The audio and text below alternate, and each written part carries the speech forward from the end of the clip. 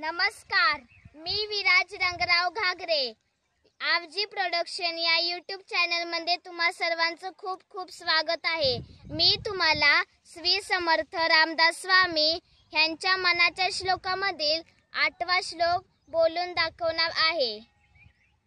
देहे त्यागिता कीर्ती मागे उरावी, मना सज्जना हेची क्रिया धरावी, मना चंदना चे परित्वा झिजावे, परी अंतरी सज्जनानी ववावे। जय जय रघुवीर समर्थ। तुम्हाला माझा व्हिडिओ आवडल्यास लाईक करा, शेअर करा आणि आमच्या चॅनलला सबस्क्राइब करायला विसरू नका आणि बेल आयकॉनवरही क्लिक करा। धन्यवाद।